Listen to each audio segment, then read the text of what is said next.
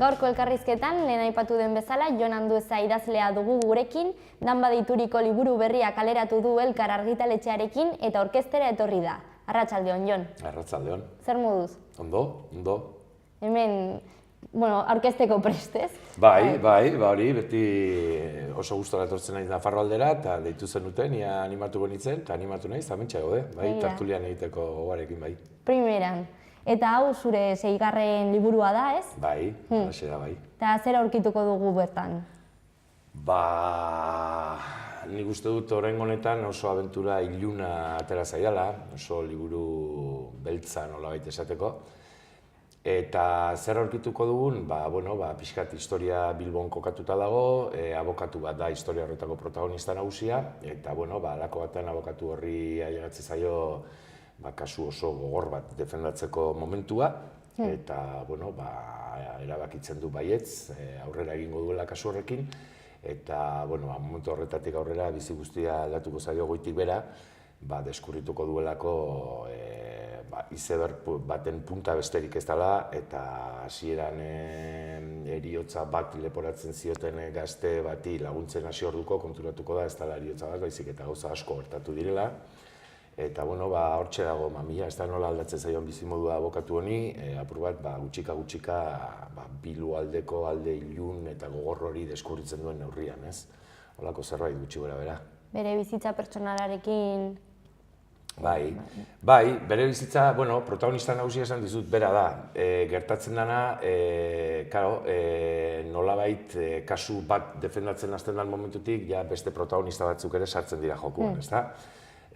Konkretuki, berak momentu batean erabakitzen du arazo larri baten erdian harrapatuta dagoen gazte bat defendatzea, eta esaten dizut, hasiera baten uste dute, leporatzen diote persona bat hil duela, eta uste du hori dela kasuaren mamia, baina gutxika agertuko dira beste hainbat eta hainbat kontu azken urteetan gertatu direnak, gazte hori nolabait lotuta dago kontu guzti horiekin, eta hor hasiko dira agertzen hainbat personaje nahiko makabroak eta nahiko sinistroak, ezta? Eta orduan, hori nik esango nuke behar bada, bi plan horietan mugitzen dela, ezta? Batetik abokatua, eta gero beste alde batetik defendatua eta defendatu horrek ekarriko dituen kontu guztiak, ez? Eta nori dago zuzenduta liburu hau? Genero beltza, genero poliziakoa, intrigazko liburuak, tankera horretako literatura gustatzen zaion edo hori, ezta? Egia da, aurreko hainbat liburutan nik beti bereziki gazteentzako egin dut lan. Gutxi gora bera, 12-16 urte bitarteko neska mutilentzat idazten ditut nire liburuak normalean. Hau ez da tankera horretakoa, hau ezberdina da, hau esango nuke publiko heldu bati, ez dakit heldua izan behar derrigorrez, daude hainbat gazte ere, 16-17 urtekin novela beltza oso gustokoa dutenak, eta orduan eurentzako ere bada, ez da? Orduan, adinak zehaztu gabe, nik esango nuke, 16tik gora, genero hori gustatzen zaion edo norentzat, ez da, thrillerra edo, intrigara edo novela poliziakoa gustatzen bazaizu, nik uste dut danbak ez zaituela defraudatuko, ez? Eta badaude ezberdintasun gehiago aurreko liburuetan, konparatuz? Bai, nik esango nuke, beira, esan dizuten normalean aritzen naiz gaztentzako idazten. Eta gaztentzako idazten dudanean, liburu guztietan saiatu naiz beti umorea erabiltzen, ezta? Batetik, noski, narrazio bat eta argumentu bat, euren gustokoa izan daitekena, personaje batzuk eurentzako gustagarriak izan daitezkenak, baina batez ere umorea, ezta? Iruditzen zaidalako, gaur egungo gazteak engantzatzeko oso tresna egokia dela, ezta? Eta orduan, esango nuke, aurreko 5 liburuetan beti umorea oso presente egon dela. Aurreko bat ere helduentzako zen, eta novela poliziakoa zen, baina esan novela poliziakoa nahiko xelebrea esan dezagun. Ze protagonistak bi ziren, kasu honetan bi detektibe, euren artean oso ezberdinak, bata oso serioa eta oso gizon iluna, baina bestea oso katxondoa, oso personaje xelebrea. Eta orduan, personaje honek, nahiz eta novela beltza izan, ematen zion denari umore ikutsu bat ere bai, ez? Eta orduan zan genero, pixka, gelditu zitzaidan, ni gustora geratu nintzen, baina arraro xamarra alde horretatik. Ze historia oso gogorra zen, baina personaje bat nola oso xelebrea zen, gero askotan, historia ilunaren erdian agertzen ziren olako umore zertzeladak, ez? Eta orduan oraingo honetan, aurreko guztiekin konparatuta, esango nuke gauza bat oso garbi erabaki nuela, eta esan oraingoan umorerik etzala egongo. Novela benetan beltza egin nahi nuela, benetan iluna eta gogorra. Eta hor umoreak ez zeukala tarterik. Eta orduan alde horretatik iruditzen zait bai dagoela diferentzia nabarmen bat. Ez da oraingoan oso garbi idatzi dut hori. Aurrekoen konparatuta, novela bat askoz ere definituagoa, ez? Talde horretatik, genero konkretu batekin askoz erresago relazionatzen dena, ez da? Zerta dizut, thrillerra azken finean, eta thriller hori, gupidagabea nola baita esateko. Lehenengo horretik hasita, azkenera arte, egurrean, denbora guztia, eta bromak alde batera utzita kasu honetan, ez? Orduan, tonua eta generoa argi zeneukan, Bai. eta nola bururatu zitzaizun ideia edo istorioa? Hori oso kontu kuriosoa da, eta egun hauetan gaina zuzen hainbat tokitan esplikatu dut, baina kontatuko dizuet zuei ere, ze liburu honen abentura nolabait oso kuriosoa izan da. Behan, orain dela urte asko eta asko gaztean nintzenean, nahi esan, 23 urte uste dute nitula orduan, nik ipuin asko idazten dituen. Eta horri biltzen ditzen, lehiaketatara aurkeztu, eta batzutan oso suerte hona ukitzen nuen, eta beste batzutan ezain hona, ezta? Baina batez ere ipuinak idazten dituen. Eta orduan, sasoi hartan idatzi nuen ipuin bat, belaunaldi kronikoa izena zeukana. Eta nolabait, zan ipuin bat, Bilbo aldeko gazte batzuen peripezia kontatzen ziren, baina nolabait bazeukan tonu bat nahiko iluna, eta ipuin horrekin gertatu zitzaidan, iruditzen zitzaidan, ipuine izateko baino gehiago ematen zuela. Alegia, historia potente bat eduki zezakela atzean, baina lan asko egin behar zela, eta hori ipuinetik liburura pasatzeko. Eta orduan utzi nuen aparkatuta, hor txoko batean, etxean, beste hainbat lanekin batera, eta pentsatu nuen, aste batzuk barru edo hilabete batzuk barru, etorriko zait, ez da, piztuko zait argia, eta asmatuko dut zer egin. Egia da, pasatu zirela asteak eta pasatu ziren hilabeteak eta pasatu ziren urteak eta antxe zegoen naztuta, ez da? Eta pentsa, 28 urte pasatu dira, eta azkenean bai, liburu bihurtu da, ez da? Ez nuke esango 28 urte horiek pasatu ditudanik liburu horrengan pentsatzen eta historia nola egin, ez da?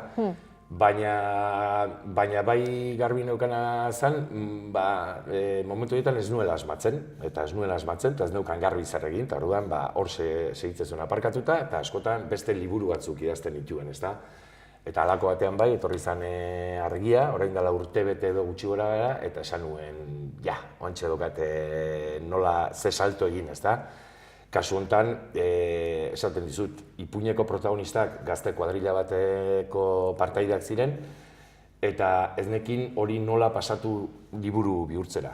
Eta hor, gutxi gora bera esaten dizut, hain dela urte bete edo izango zen, derrepente klabe bat etorri zitzean, esatea, eta zergaitik ez abokatu bat, ez? Abokatu bat gazte horiek defenditu behar dituna, eta orduan hor, nolabait, historia kompletatuko dut bi modutan. Batetik, gazte horiek askoz gauza gehiago izango dituzte kontatzeko, eta gero beste alde batetik, abokatuaren personajeak ere emango dit beste plano bat eta beste argumentu batzuk historia hori konpletatzeko. Eta esate dizut, 28 urte pasatu dira, baina dira, zorionez azkenean orduan amestutako hori eta esanez aparkatu nuen egunean, pentsatu nuen novela hori, azkenean etorri da, eta alde horretatik oso kuriosoa da, eta esaten duzu, joan duza, ze pazientzia oki duzun, ez? Orduan, inspirazioa etortzen da, ez da bilatzen edo biak? Segun, liburu guztiak ez dira berdinak, ez? Neri gertatu izan zait esate baterako, idatzi nuen lehenengo novela, gaztentzako zuzendua zen, eta hor nebilen buruari bueltak ematen, zeri buruz idatzi eta ze argumentu erabili eta bar, eta akordatzen naiz, egun batean egunkari hartu nuen, eta egunkarian albiste bat irakurri nuen instituto batean gertatutako abentura bat, eta iruditu zitzaidan hortxe neukala liburu bat idazteko argumentu izugarri polita, ezta? Orduan, horko hortan oso erraz etorri zen, azkenean ikusi nuen zerbait, eta hortik tiratuta sortu nuen novela bat, ez? Beste kasu batzutan, inspirazio hutsa izaten da. Igual pasatzen dituzu orduak eta orduak zeri buruz, eta halako batean esatezu kontxo bakit, honi buruz idatziko dut. Eta beste kasu batzuetan, iaia salto de mata esaten dana, ez? Kasu honetan adibidez Danbari hori gertatu zaio, orain dela 28 urte olako inspirazio bat eduki nuen, oso momentukoa, momentu hortan ipuin bat sortu zen, eta gero denbora asko behar izan dut, berriro inspirazioa berriro etortzeko, historia horrekin lotutako inspirazioa, eta hori osatzeko, ez? Kasu bakoitzean oso bide ezberdinak izaten dira, batzutan urtetako edo denbora luzaroan joaten den lan bat izaten da, eta beste batzutan titaun, edozein detaile batekin edo txikikeria batekin, plak, etortzen zaizu, muturra aurrera eta esaten zuen, hementxe dago historia. Segun, hau esaten dizut alde horretatik apur bat komplikatu xamarra izan da, kostatu zaidalako, ez da, esaten, eta hortxe neukan muturra aurrean, eta horre gonda, ez da, beti. Historia hori orain dela 12 urte etortzen altzan burura, baina orduan ez zan etorri, eta orain bai, orduan, segun. Baina bai, badauka inspirazio puntu bat historia bai. Eta gero nola joan da eraikitzen, nolakoa izan da prestakuntza? Nik esango nuke, orain dela, hilabete desente, urte bete inguru edo, nolabait etorri zitzaidanean bigarren aldabonazo hori edo esanez kontxo hain badakit zer egin, hortik aurrera nahiko erraz etorri izan dena. Esango nuke, 2 hilabeteren bueltan, liburua ipuina zena liburu bihurtu nuela, ez? Dana klabe bat, askotan igual naiz eta ordenadore aurrean egon, eta naiz eta saiatu idazten, igual ez dakit nik, burua daukazu ataskatuta edo ideiak ez dira erraz ateratzen, eta orduan egon zaitezke orduak eta orduakan, eta alperrik, ez da. Beste batzutan berriz, etortzen zaizu olako inspirazio edo klabe bat, esango nuke, esan ez, jazta, badakit, ez, hemendik jun behar da, ez. Eta igual hortik aurrera, etortzen zaizut dena, ez. Etortzen zaizkizu inguruko personajeak, etortzen zaizkizu nola dan bere bizimodua, egunerokoa, zer suposatuko duen kasu honetan olako kasua defendatzeak. Abokatua asmatu eta hortik aurrera historia guztia etorri zen nola arrapaladan, ezta? Eta gero lana, gero hortik aurrera eseri eta probatu, eta hitzekin jolastu, eta saiatu, eta bueltak eman, eta batzutan egindako guztia zakarrontzira bota eta berriro hasi. Baina burruka hori beti gertatzen da liburu guztietan, ezta? Baina hemen, kasu honetan, klabea izan zen, hori, deskurritza argumentoa nondik joan behar zen, eta behin hori argituta oso gustora ibili nintzen, gainera horre, historian zentratuta. Bal daukazu errutina bat, liburu bat idazten ari zarenean? Ez, alderantziz, nahiko alde horretatik oso, ez dakit nola esan, txoriburua naiz. Ez daukat errutinarik eta ez daukat gauza bat esan ez da toki berezi bat ere. Ez, ni gehiago ibiltzen naiz nire buruarekin burrukan eta historiak bilatzen, ez da?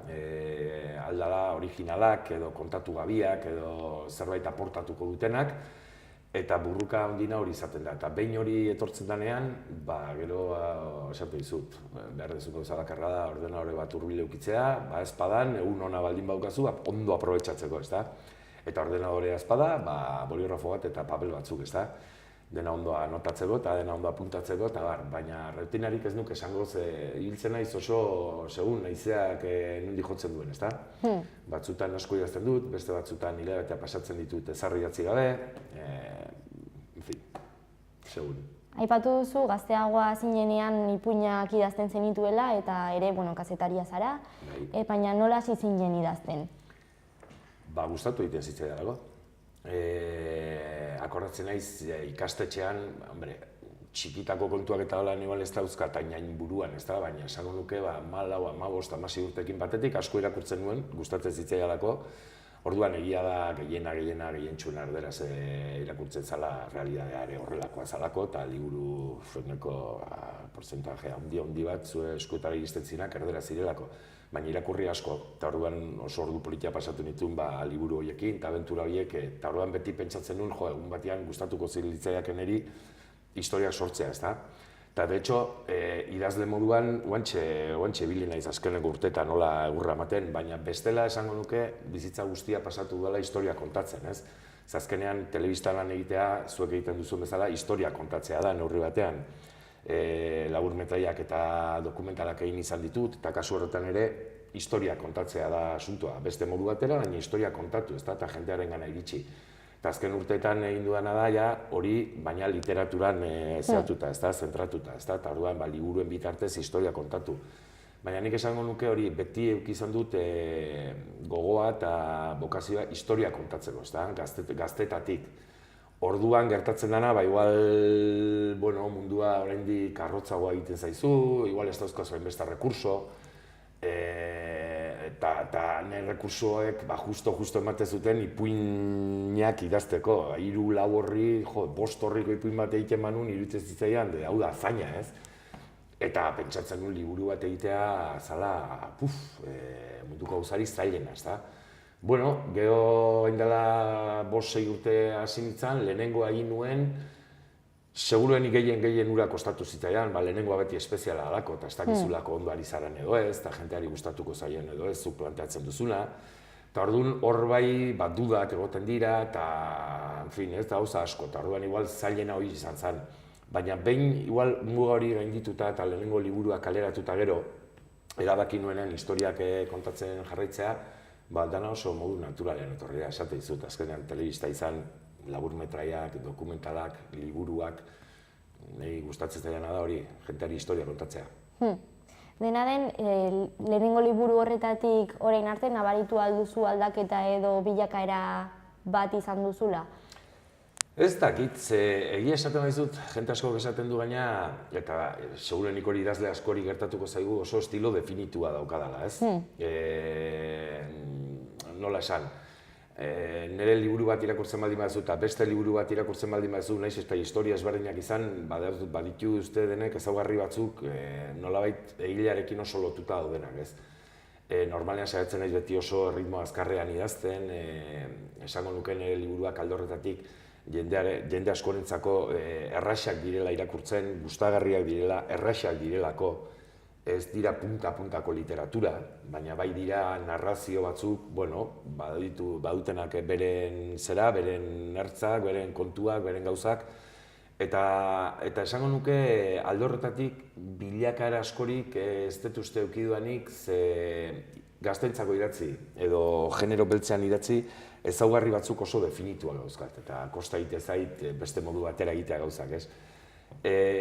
Igual akaso egon daitekena da historiak, uste dut dena gauza guztiak bezala, liburuak idazten ere ikasi egiten da, edo mejoratu egiten duzu pixka bat bidean, ez? Eta iruditzen zait orain igual erresago konpontzen ditut edo resolbitzen ditut egoerak, liburuan zehar planteatzen diren egoerak, ez? Igual rekurso gehiago ditudalako, orain dela 6 urte baino lehenengo egin nuenean, orduan dena iruditzen zitzaidan konplikatua edo ezinezkoa, edo dena ziren dudak eta bai estiloari buruz, bai argumentuari buruz. Gerora igual batetik irabazten duzu zigurtasun pixka bat zure buruarengan eta egiten dituzun gauza horiengan, eta beste alde batetik igual trukoak edo ofizioak ematen dizkizun hainbat erramienta irabazten dituzu eta igual gauzak geroz eta erresago ateratzen dira, ezta? Baina bestela esango nukeneko trajektoria zentzudun auki dudala eta akaso lehen esandako, igual diferentzia ondina kasu honetan azkenengo liburuan izan da oraingoan umorea etxean aparkatuta utzi dudala eta oso serio jarri naizela idazten, ez? Aurrekoekin konparatuta igual diferentzia ondina hori da. Baina estilo aldetik eta nik uste dut badudala marka bat, ez dakit ona edo txarra, hori beti irakurleak erabaki behar du. Baina, orain arte ez naiz kexatuko, oso harrera politia auki dute, jendeari orokorrean gustatzen zaizkio, eta, bani horrekin pozik, ez da, azkenean jendearenganako lan bat egiten dugulako, eta helburua neurri batean badalako hori, ez da, zure liburua jendeari gustatzea. Eta, nik eskutan dauzkanan armak erabiltzen ditut, nire idazkera, nire historia kontatzeko modua, eta jendeari gustatzen bazaio, agerki eta pozik, eta espazaio gustatzen, ez erringo diogu, badaude beste hainbat idazle eta segurenik persona horrek ere aurkituko ditu, beste lan batzuk eta beste literatura klase batzuk asetuko dutenak, baina, ni nirearekin mintza eta gustora geratzen izen. Nola ikusten duzu etorkizuna? Segun, egun batzuetan oso politia eta oso berdea eta oso itxaropentsua eta beste batzuetan oso iluna eta oso beltza, Nahi eta esan, literaturaren ofizioarekin lotuta gaude, ezta? Batzuetan iruditzen zait, jendea gero ez da gutxiago irakurtzen dula, eta literatura dela genero bat igual galtzen ari dana, eta berriz igual ikusentzunezkoak, edo telefono mugikorrak, edo beste transmisio klase batzuk irabazten ari direla, eta liburuak gutxika lekuak galtzen doala, ezta? Eta iruditzen zait jendeak gero ez da gutxiago irakurtzen duela, eta orduan geroz eta zailagoa izango zaigula liburuak saltzea. Azkenean hemendik bizi nahi badugu, guk liburuak saldu behar ditugu. Eta iruditzen zait gero ez da zailagoa dela, ez da, orain dela urte batzuk, igual beste kontu batzuk ez zeudelako, jendeak gehiago irakurtzen zuela uste dut. Talde horretatik, triste jartzen zea, edo esaten duzu hau gaizki dijoa, ez da. Baina gero beste egun batzutan, ez dakit, esate bateako, orain dela 15 egun, ez da, Durangoko azokan. Ikusten duzu mugimendu guzti hori, ikusten duzu zenbat jente dagoen euskal kultura zaintzen, defendatzen, eta berdin zait, literaturan edo zinean egiten ari garen pelikulak edo, ez dakit, edo ikusi lehengo gunean beke goeraino beteta bertsolariekin. Eta egun horretan esaten duzu, hemen badago indar bat, ez da, badago zerbait, Euskaldunak badauka bere kulturarekin jarrera bat, eta hori zaintzen baldin badugu, igual leukiko dugu aukera bat. Eta orduan, segun daukazun, egun batzutan hori, ikusten baldin baduzu Euskaldun asko bere kulturarekin gozatzen, esaten duzu, ze forte gauden. Eta ero igual handik 15 egune ikusten duzu beste realidade bat, eta esaten duzu, akabatuta gaude, ez? Hortxe, itxasoa bezala, olatuan bezala, ez da, batzutan gora, beste batzutan bera, hortxe hiltzen gara. Poetikoa. Baina egia da, horri batian, baina bizitzan ere gertatzen zaigu hori, ez da, egun batzutan altxatzen zara, nizarrak eta uski ikusten duzu, eta esaten duzu gaur dena ondo ateako zara. Eta beste egun batzutan esaten duzu gogoa daukazu, barriro gera itzuli, mantazpian sartu, eta pasatu daia eguna lehenbailen, ez? Hori antzera xamar, batzutan oso baikor, eta beste batzutan oso ezkor. Nola dijoan. Ondo, espero dut azkenean baikortasunak irabaziko duela. Danba liburuan hor daukagu, danba liburua, eta nondik dator izenburu hori? Izenburua da, begira, lehen ez dizut esan, baina liburuaren argumentua edo, pixka liburuari zer guztia ematen diona, da, erruleta errusiarraren jolasa, ez da? Agizu, errusiarra hauek bere garaian asmatu zutela joku diaboliko bat, azkenean pistola batean bala bakarra sartu, eta mai batean eseita dauden artean, hasi, ez da, norbere buruari tiro ematen, eta ia nori egingo dion estanda, ez da. Eta joku hori beti iruditu zait, jokua deitzea ere, baina dena delako hori, beti izugarri atentzioa dituit, ez esatea, ze desesperatuta egon behar duen persona batek, benetan hori egiteko, ez da, eta holako historia baten parte hartzeko. Eta orduan pixka bat, hortik abiatuta idatzi dut liburu hau. Eta orduan, nola erruleta errusiarraren joko hori dagoen denbora guztia nobelaren gainean planeatzen, behar nuen onomatopeia bat, pixkat tiroaren edo disparo baten zarata irudikatzeko, ez da? Amerikanoek bang idazten duten hori, esaten nuen, gero izan daiteke pum, izan daiteke pam, izan daiteke tal, eta alako batean esan nuen, eta zerratik ez dan ez? Eta orduan gustatu zitzaidan, eta musika ere bai, ez? Hitz horrek sugeritzen duena, eta halaxe gelditu zen. Izenburu asko ditu, bai puña zanean, bai novela izan den bitartean ere, eta azkenean junitzen nolai simplifikatzen, eta azkenean esan nuen onomatopeia antzeko batekin utziko dut, eta iruditzen zait gaina oso izen eraginkorra dela eta gogoratzeko ere erraxa, ez da? Eta, klabe horiekin planteatu nuen, eta oraindik ez pentsa, bain dela hilabete terdi, ze liburuak apenas dauka hilabete bate kalean, eta orain dela hilabete terdi eroia imprentara joateko ginela, oraindik ere izenburuarekin bueltak ari ginen, eta bazeuden 2-3 aukera hor, eta, pentsatu benuen hau zela politena eta hola geratu zen. Bai, eta nun aurkitu dezakegu? Suposatzen dut, zuk lehen esan duzun bezala Elkarrek atea du liburua, eta noski Elkarreko liburu denda guztietan honen da, Iruñan imaginatzen dut okiko dutela, ez da, euren denda, eta hortik aparte, beste dozein liburu bezala, imaginatzen dut dozein liburu dendatan ere, baldin eta jenteak eskatzen baldin badu, eta movimentua dagoela ikusten baldin badute, egonen dela ere bai, ezta?